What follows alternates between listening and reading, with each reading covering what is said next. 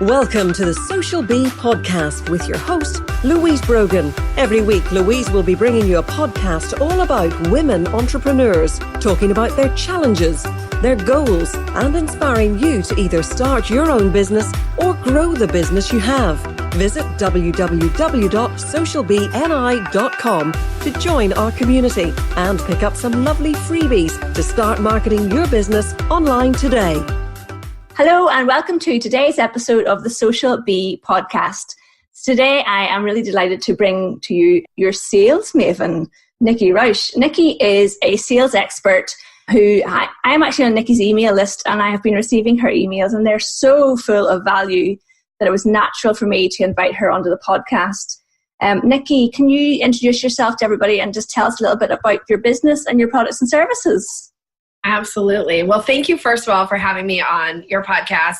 And I also want to thank you for being a reader of my newsletter because I work hard on those. And so I'm always so honored when somebody reads them. So thank you for that. Yeah, they're great. My company is Sales Maven. Entrepreneurs really is who I focus on. So entrepreneurs hire me to learn how to sell in a really authentic way so that they're able to understand where they are in the selling process, move people through it seamlessly, and ultimately close more deals, and doing it all while putting the relationship first. So I focus very heavily on building rapport, focusing on the relationship, and then moving people through the process seamlessly. That's really interesting, Nikki, because I'm sure like me, you see a lot of people online who really ignore that whole relationship building space, don't they? And they just go, and it's quite cold. It's interesting because this evening I'm doing a webinar next week, and I do a webinar quite frequently to build my email list. And I got an email from somebody saying, "Why are you sending me emails? I only signed up for the free training." And she doesn't know me from anybody, so she doesn't know the kind of person that I am, and she's probably signed up for other things and had her fingers burnt. So I just replied to her and thought, this is one of these chances where you can turn somebody who is thinking a little bit negatively about your business possibly into somebody who becomes a fan of your business, depending on how I handle this email. So I was really polite and messaged her back and just said, you know, when I've edited the webinar sign up now to say, you know, when you sign up for this, you are also going to be joining my email list. But if you don't want to do that, that's fine. You can just leave at any time. But a lot of people are quite cutthroat, aren't they, in the online space? Yeah, so I love the way that you handled it with her too, because it is about an opportunity to build a relationship. Anytime somebody comes back at you with like, well, why is this? Or why are you doing this with me? And if you take it from that approach like you did of like, I'm going to share in a really authentic way and a way that is for her benefit, then it's up to her to choose to remain on the list or not. So I love that you used it as an opportunity to really connect, because sometimes those are the moments where you can create loyal readers, fans, clients when you approach it from this, like you don't get defensive in any way. You just answer in a really kind, authentic way. I love that. Well, I mean, I probably did get a bit defensive in my own skin. But I didn't reply like that. I took a breath first. Better to always take the approach of like, I want to be of service, right? Like, yes. I want to be of service to you, and the intent behind that is this, and I understand if you're not interested, right? Yeah, absolutely. And actually, that's what I wrote on the opt-in box for the webinar. That's actually what I wrote was, the only reason I send you emails is to send you stuff that I think will be of value to you. So, this wasn't to this one person, it's to everybody who signs up. So I think people who will read that will think, well, okay, that's fine. But it's also, Nikki, so one of the things I wanted to talk to you about was when you build an audience online, at what point do you talk to get people off being on the internet and try and speak to them in person? Is that something that you see as part of the process? Because I think if you're emailing people and it's all online, you lose tone and you lose maybe a bit of perspective on what people are saying. Would you agree? Totally. As a matter of fact, I teach this too about communication, and when you're just communicating with somebody online, all you have to work with is the words. And the person that's the reader, they're the one who adds the tone, and that tone can be added based on previous experience with you, or it could be added based on how their day is going. So you do want to give people the opportunity to connect with you offline. And that could be too that you could do this through videos, but allowing people to have real conversations with you. If all you do is talk at people, you're likely less to really earn their business, because people don't want to be talked at. We want to be talked with. And it means a conversation. And so whether that is an email back and forth, an email exchange back and forth, that's one way to do it. Best way to do it is to have face-to-face, and that doesn't always work. So getting people on the phone, I think, is crucial. And I teach this technique too. Like, how do you move people from email to a phone call? Or how do you move somebody from online to having a real conversation with you? Because real conversation is where a relationship is built. So how do you do that? Well, I'm going to give you this is my tip that works.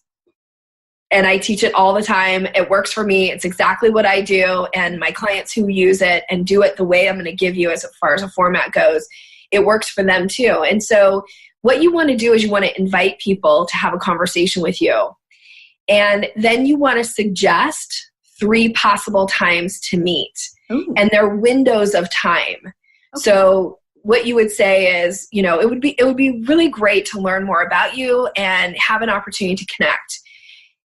Would you be interested in setting up a quick call for us to get to know each other better? And then you say, in case you like this idea, here are 3 possible times. And then you give windows of time. So you would say, anytime on Thursday between 8 and 10 a.m.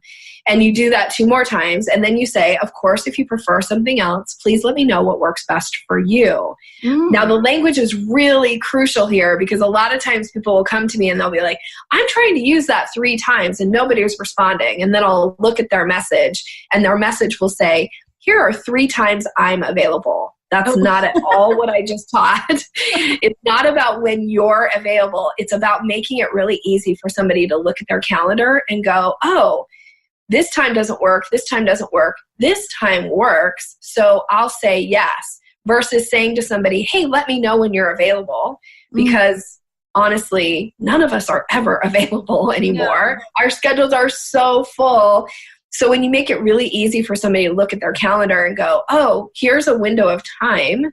I could do it for 15 minutes here or half an hour there, and they'll get back to you. So it's not going to work every single time, but this technique will work much more often than anything else you can write to somebody. That's excellent.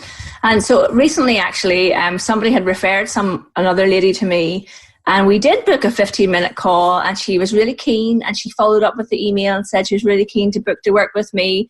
And so, as you know, everyone's busy, like I'm busy. And I thought, I'm going back through my emails, checking things that I need to catch up on, which you're going to be like slapping my wrist, Nikki. And it was 6 days ago that she says, I'm going to book an appointment, or book my first session with you. And I thought, and I only came across it because I'd written in my notebook under follow-up, I'd written her name. And I do have a follow-up spreadsheet, and I'm not religiously using it. So I messaged her today, and I said, how are you getting on with that? Would you like to book your appointment? But maybe that's the wrong language. I don't know. It's so hard. Yeah, so give her the hey, would love to get this scheduled for you. And in case this is helpful, here are 3 possible times coming up. Please pick one that works best for you. Or if you prefer, here's the link to schedule it, yourself or whatever. Yeah. And when you do that, you just make it really easy for her in that moment to I know I'm available on Thursday, and I'm going to go ahead and book this now. Yeah. Yeah. Do you think, so I was at Facebook Gather in Dublin about 4 weeks ago. So Facebook Gather is an event that Facebook run in Europe. I think they do it in America as well, for people who are seen to be leading business communities. So I was at this event with 500 business people at it. And Oh, Nikki, I forgot what I was going to say. It'll come to you. I'll have to edit it out. What minute are we in there? It's all right. So at Facebook Gather, they were talking about how Messenger is going to become a much more popularly used tool this year. And I think that, and I've kind of talked about this in my podcast before, I think that actually quite a lot of sales of online courses and filling masterminds and things like that are actually done in a one-to-one through messaging by a lot more of the bigger names in inverted commas than maybe up and coming entrepreneurs realize. You know, do you see people using messaging to kind of close sales, or is most of your work all on like face to face or on calls?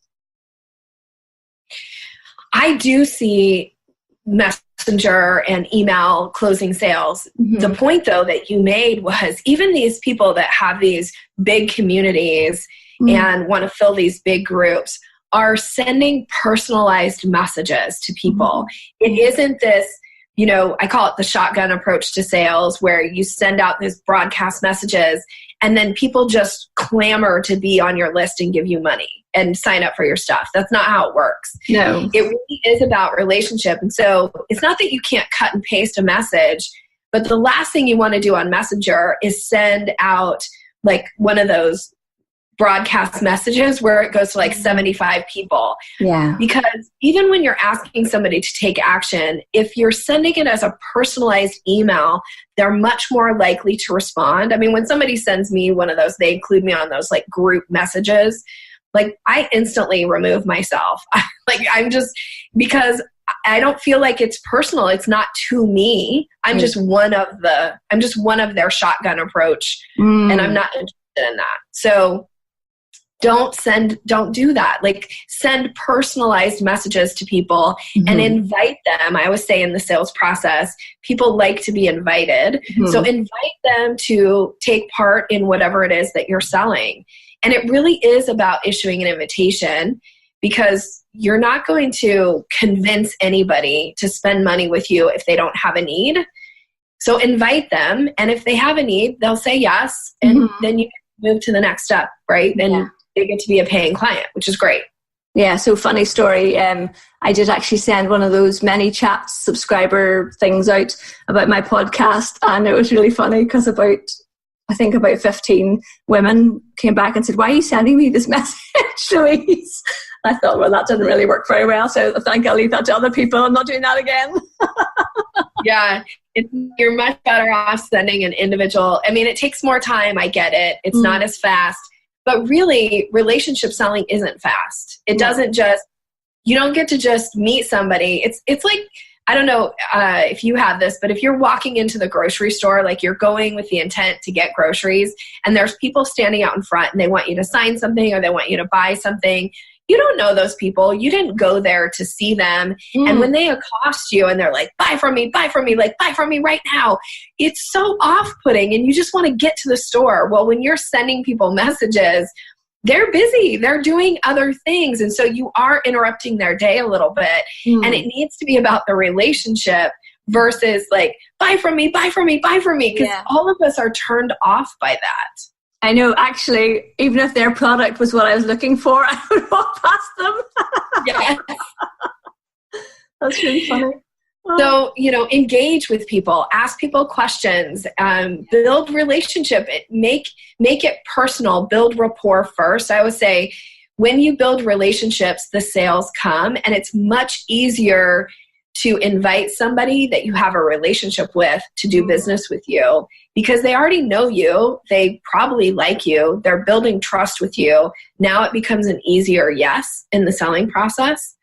Yeah. One of the things I did last year is I went out and did a lot of, they weren't free, but they were almost free because people paid £5 or £6 for them, which is about, what was that in dollars? About $7. Okay. I did lots of networking events around Northern Ireland, about 13 of them.